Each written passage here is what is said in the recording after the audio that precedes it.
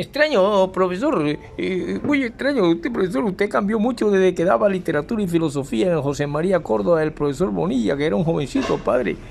Y usted, desde que le hicieron esa operación en el parietal izquierdo, ¿quiénes serían esos cirujanos? ¿No serían los mismos de otros dioses que fueron capaces de quitar un cerebro de un joven y ponérselo a un anciano hasta rejuvenecerlo? Hombre, profesor, porque usted así cambió mucho, profesor, que usted ahora nos enseña de una manera rara.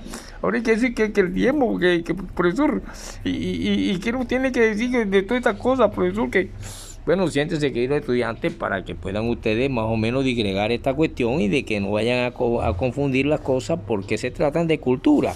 Pero yo para hablar de esto de cultura tendría que hablar de la historia de un pueblo. Y tendríamos que hablar de la historia de nuestros pueblos indios y de los extranjeros que se nos trajeron, entre esos los negros, en la esclavitud.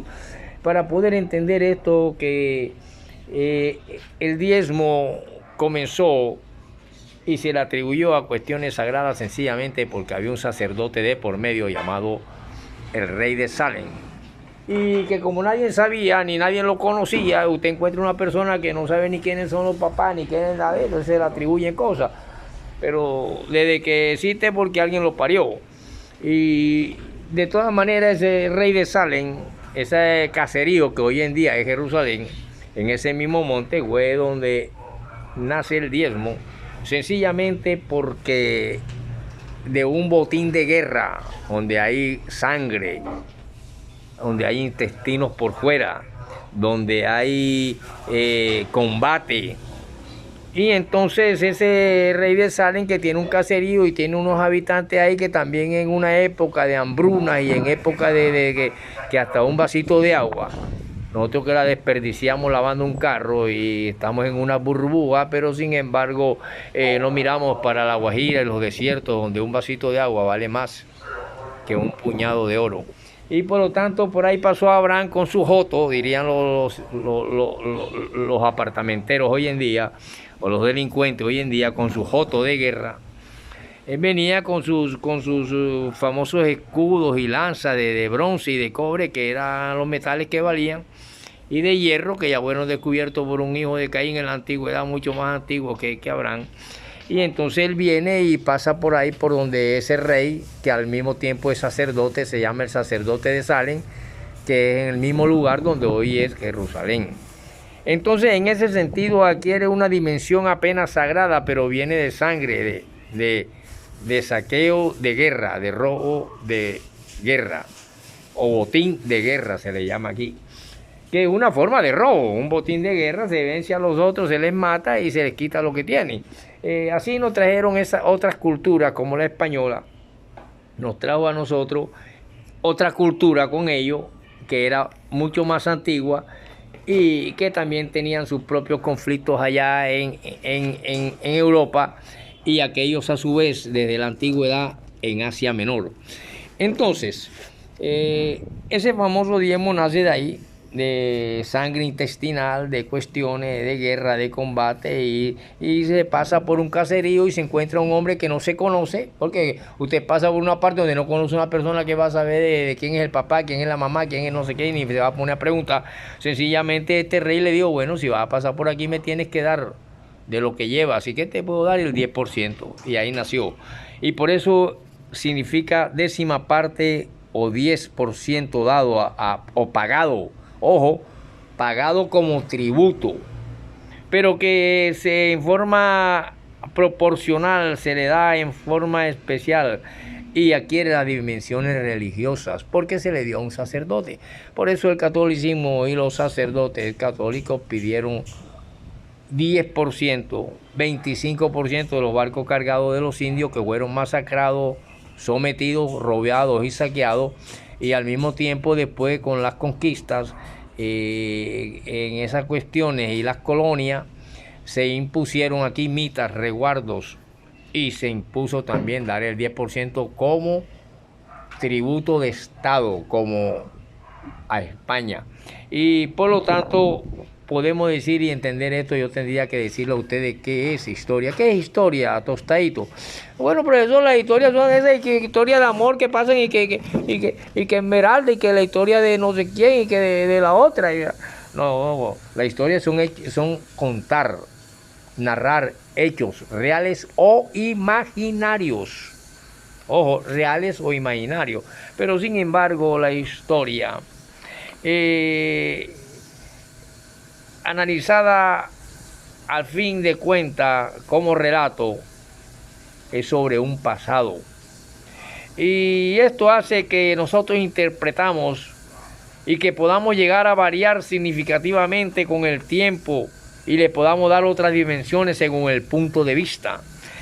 Por eso es que hay hechos, datos y cifras tan abrumadoras que no hay constructo ideológico, ni doble pensar, ni demencia semántica, ni amnesia, ni reelaboración de los recuerdos que pueda con ellos. Contundentemente, son las cifras sobre las represiones, son las cifras sobre el reencuentro de víctimas, son las víctimas sobre los asesinatos de lesa humanidad, son todas aquellas cosas que se puedan contar de un ayer, y por eso se han descubierto hoy tantas cosas dentro de los gobiernos que hemos tenido aquí en Colombia antes del 2023, donde fácilmente podemos irnos y ver con estupefacción por qué en la cátedra bolivariana encontramos que Bolívar dijo las siguientes palabras para poder entender ese diezmo que nos impusieron los españoles y que pertenecía a una cultura mucho más antigua que Jesucristo, y que todavía estáticamente la siguen cobrando como si esto fuera una cuestión que vino en un panal, en una nube del cielo. Como vinieron los que lo operaron usted, profesor, que pusieron otro cerebro. No. Yo no sé si será así o no así, pero vamos a ver esto para poder entender y ver a los versículos y capítulos donde se puede mencionar esta cuestión del diezmo, como lo relatan muchas cuestiones bíblicas en ocasiones, cuando se entra en vigor lo que se conoció como el pacto de la ley. Por lo tanto, vamos a ver qué nos dice acá a nosotros.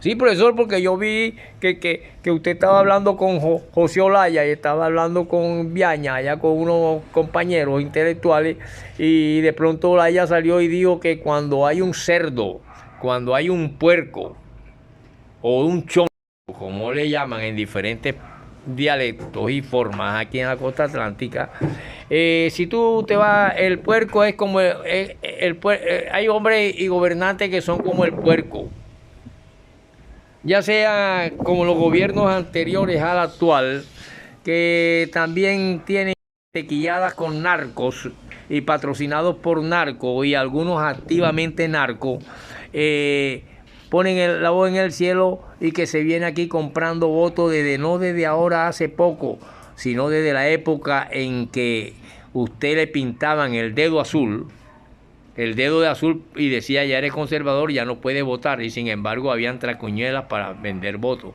y se lo ponían rojo y decía era conservador y ya no puede votar otra vez.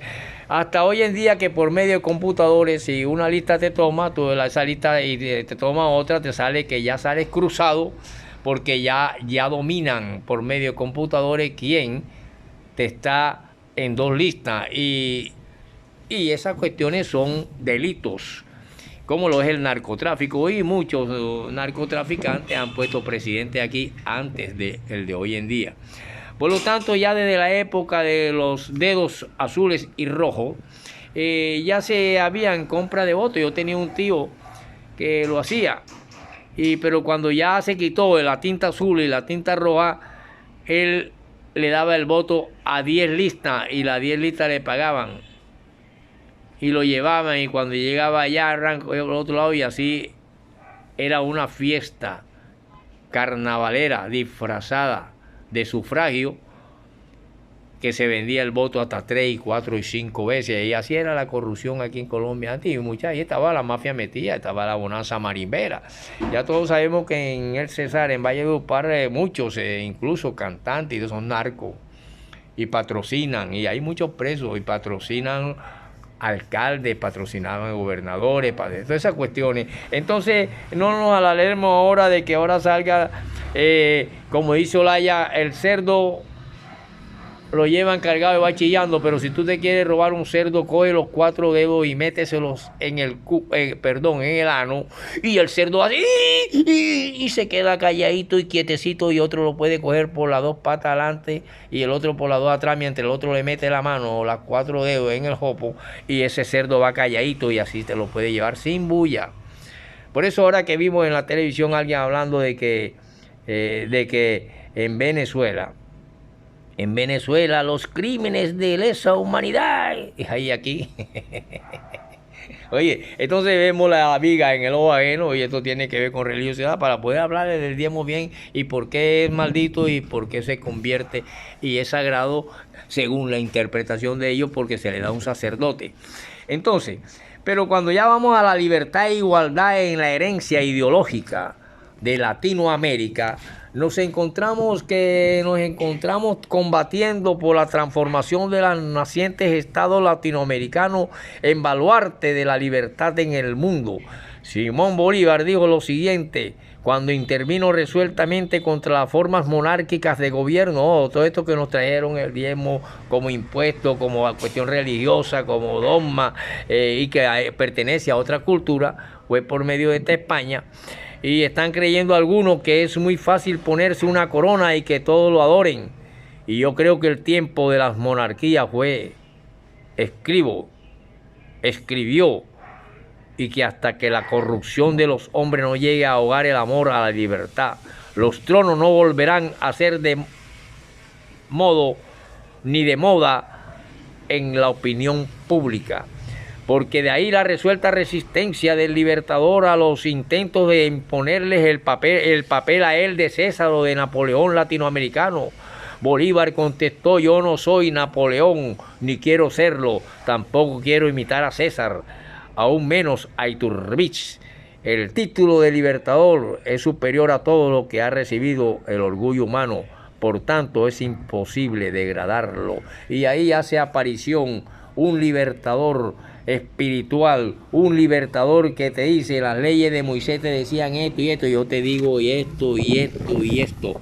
Por lo tanto, se convierte en un gran revolucionario, en un gran hombre que transforma las estructuras de aquella sociedad corrupta también, porque son seres humanos, pero que se metieron en el cuento de que eran los únicos que deben quedar en la tierra. Y entonces así se registra en los libros de teología la siguiente cuestión para entender el diezmo. Decimos que es 10ª parte, pero que aquí en estas cuestiones bíblicas se relatan 2 ocasiones anteriores a la entrada en vigor del pacto de la ley, en la que se le dieron a Dios a un representante sacerdote, se le daban y se le dieron por intermedio de este medium, se le daba disque a Dios 1/10 parte de las posesiones, de todo lo que tenga, de tu casa, de tu vacada, de tu lotería que te gane, de tu trabajo. No es nada más que yo llevo 100 pesos, llevo 1000 y doy 100 allá en el... No. Cuando tú haces esta cuestión y te metes una cuestión de estas, ellos tienen el 10%. Si vendes tu casa, tienes que darle el 10%. Entonces ahí se convierte, y ahora les voy a mostrar de dónde viene la maldición y de dónde viene el comercio o lo pagano. Lo sagrado está aquí. Se le atribuye a un sacerdote para que por medio de él, como medium, se hiciera ver que se le estaba dando a un Dios, pero que no era más que el Estado que lo necesitaba para crear un lugar donde adorar inmensamente a alguien que se lo merece ser adorado, incluso en castillo de oro, templo de oro, como es a Dios. Pero es que usted no es Dios, ni yo tampoco, porque tenga 4 sillas aquí. Eso se le daba a Dios por medio de un sacerdote. Y era un impuesto nacional que empieza a regir cuando el primer imperio asirio babilónico, sí, profesor, usted dijo el romano, sí, porque se extendió hasta cuando llegó el segundo templo, Zorobabel, y el tercer templo, que fue el mismo de Zorobabel, pero reedificado por Herodes. Y en esa época que Jesús lo conoció, todavía se cobraba diezmo para pagar impuestos a Roma y tributos a Roma, y quizás para Herodes terminar de levantar ese segundo templo de Zorobabel, que fue el que conoció Jesús y que fue destruido por Tito, hijo de Vespuciano, allá en los años 70 después de la muerte del Señor. Por lo tanto, cuando nosotros lo vemos como algo que se da a un desconocido, no es más que al sacerdote Melquisedec, que es el rey de Salem, hoy en día Jerusalén.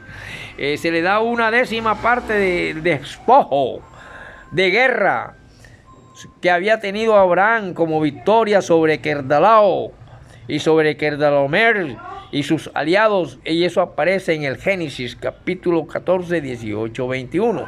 Por eso es que el apóstol Pablo llega un momento en que dice acerca de este incidente como prueba de que el sacerdocio de Cristo a la manera de Melquisedec es superior al de Leví, que era el que estaba encargado de las cuestiones de ayudas al templo, puesto que Leví, que estaba en los lomos de Abraham, pagó diezmo a Melquisedec. Y así lo vemos en el Hebreos 7, 4, 10.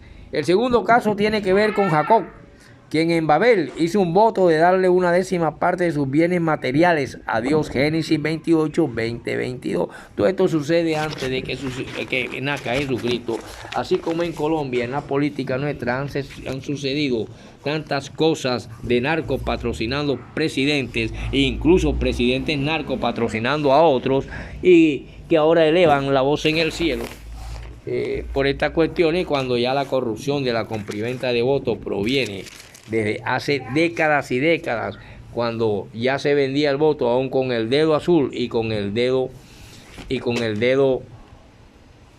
rojo, para determinar que éramos conservador o éramos liberal. Por lo tanto, cuando tú veas a un puerco que está diciendo cosas y que de lesa humanidad por fuera, pero no mira las de lesa humanidad, los crímenes que hay aquí en Colombia, está metiendo las narices y con una gran viga en el ojo en otros países, que fácilmente se puede ganar una guerra entre naciones. Por lo tanto, aquí tenemos que ver cómo una parte que convierte el diezmo ya en maldición es sencillamente porque la guerra civil de Israel, cuando en época de Salomón y su hijo Roboam, por malas administraciones el uno y el otro por terminar adorando serpientes, sapos, animales antropomorfos, como fue Salomón, que adoró animales antropomorfos, mitad humano, mitad animal, de dos animales con dos cabezas, porque él se enamoraba tanto que tuvo tantas esposas, que cada esposa y diferentes esposas tenían dioses diferentes, y él terminó adorándolo. Por lo tanto, ahí está la destrucción y la ruina del famoso templo que se erigió con la décima parte que se daba como tributo para hacerse y para pagar impuestos en la antigüedad a Nabucodonosor y luego a Roma. En las épocas del tercer templo de Herodes, que fue la reedificación del segundo de Zorobabel, entonces el diezmo iba ahí como un hilillo, y así lo vimos cómo se convierte en maldición, y ahí están las ruinas donde van sagradamente los judíos a golpearse la cabeza para esperar al Mesías. ¿Cuándo vendrá el Mesías? ¡Pum! ¿Cuándo vendrá el Mesías? ¡Pum!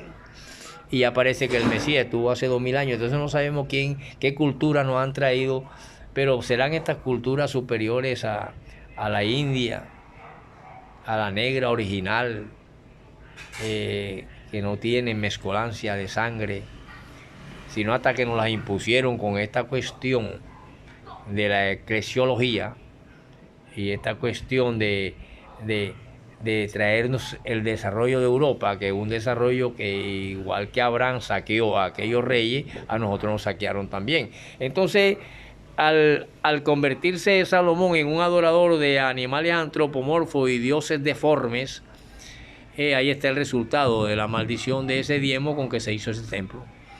Pero hoy en día los avivatos lo tienen en una forma pagana y comercial, quedándose en la parte estática, cuando la historia va evolucionando, y la misma historia en los tiempos y la geografía y los hechos y la gente van transformando su mentalidad y todavía seguimos señalando el versículo tal de Malaquías y seguimos señalando como si la historia se hubiera quedado estática o la materia se quedara estática y no en constante movimiento evolutivo hasta llegar al hombre de hoy. Y entonces ahí es donde entran los avivatos y entra el paganismo, entra el robo y entra la idiotez de que si yo vendo mi casa tengo que darle el 10% a un tipo que yo no conozco sin ser Melquisedec, sencillamente porque voy a su iglesia y reza por mí y ora por mí, como yo no sé rezar, no sé orar. Por lo tanto, sí, querido profesor, y nosotros queríamos oír esa explicación porque usted mencionó que Roma, pero no había mencionado el primer imperio asirio palestino de la época de Nabucodonosor y de Babilonia, cuando se erigió y se destruyó ese templo de Salomón que había sido construido unos siglos antes. Y entonces ahí en ese lazo entre Abraham y Melquisedec y la referencia al sacerdocio de Cristo adquiere algo aceptándolo, porque la historia de hechos reales e imaginarios de sagrado, pero que luego vemos cómo se convierte en maldición y maldito cuando el que lo erige y pide ese 10% para hacerlo termina adorando serpientes, animales mitad hombre, mitad animal, animales de dos cabezas, sapos, iguanas y todas esas cuestiones, y entonces ahí creo yo y veo como una ya maldición del diezmo. Hoy en día ahí es el comercio y el avivato que todavía con este libro, porque el tiempo tiene el tiempo cronológico, antiguo, la crónica inmediata de ahora que estamos haciendo y la crónica pasada que sucedió hace unos raticos, como la española acá con nosotros y esto, pero ya cuando nos vamos a la antigüedad y a buscar las raíces de esa palabra, décima parte, la encontramos que viene de saqueo, de robo y de sacada de tripas, de unos reyes que peleaban con otros y de un hombre nómada que todavía no tiene un lugar donde estar, todavía no aparece un río Jordán en el futuro, pero para sentarse ahí con un Moisés, pero que ya en aquellas cuestiones, aquellas leyendas se vinieron tallando hasta llegar a un libertador como Moisés y nosotros llegar acá a un libertador como Simón Bolívar, y así son la historia de los pueblos. ¿Y por qué nosotros nos impuso España el 10% también y el 25% de la misma nación de España a sus propios reyes del oro saqueado, robado y sacada de tripas y asesinato de indios? Y esa es nuestra historia latinoamericana. Entonces cuando aparece un Bolívar lo quieren relacionar con Napoleón, que dice, no señor, yo no soy ellos porque yo no soy conquistador, yo soy libertador. Y el Mesías, güey, el libertador, lo entendemos acá nosotros, espiritual. Y si Robinson dejó de atracar, de robar de la marihuana, ¿por qué? ¿Qué me cobró él? Nada. Yo porque tengo que cobrar porque yo dejé la marihuana, porque tengo que cobrar porque yo dejé de robar, de ser mentiroso, de ser diablo, de ser embustero, adúltero o adúltera o todas esas cuestiones. Ahora me tienen que pagar porque dejé de ser marihuanero. Respete, hombre, respete, dice el tostado. Cállate, tostado, cállate, tostado. Porque yo sé que vas a salir con un poco de palabra contra el cerdo, que hay que meterle los 4 dedos en el ano para que se esté quieto y así se lo puedan robar. Y así han hecho con Colombia muchas cosas. Y ahora esos presidentes están mirando que Venezuela hay lesa humanidad y aquí no. Y aquí no. Entonces el poder tiene 3 ramas: legislativa, ejecutiva y judicial. Judicial, encárguese de lo judicial. El legislativo legisle la ley y el ejecutivo ejecute la que es el presidente y la ejecuta con las armas, con el dominio de las fuerzas militares porque es su máximo representante. Ahora no vaya a suceder que estos partidos podridos, como hicieron con Rojas Pinilla, que después que lo utilizaron, lo mandaron allá a Galera Zamba a morirse de hambre encadenado en un barco para nuevamente volver a estar en el poder. Ya las cosas han cambiado y el pueblo ya no es el 90% analfabeta, ni pseudo analfabeta, y hay bastante gente, y gente que sabe empuñar las armas y sabe pelear. Así que, señor Cerdo, ponga los ojos en Colombia y mire su partido, sus cosas, cómo han sacado tripa, cómo han asesinado, cómo han sido patrocinados por mafias locales y de fuera, para que pueda hablar y no tener una viga en los ojos. Igual que el puerco, habrá que meterle los 4 dedos en el ano para que al menos se quede quieto y en silencio, y así lo puedan bajar de ya de la vida política, porque es un muerto político todo el que toca ese ayer, como está tocando un diezmo que viene de las crónicas antiguas en forma histórica, que es real o imaginaria, pero que nosotros la estudiamos y la aceptamos, pero esa es la verdad, porque por la verdad murió Cristo, y no te cobra ni 5 por esa salvación. ¿Tú por qué vas a cobrar porque dejaste de ser marihuanero y ahora tienes una iglesia? Bandido.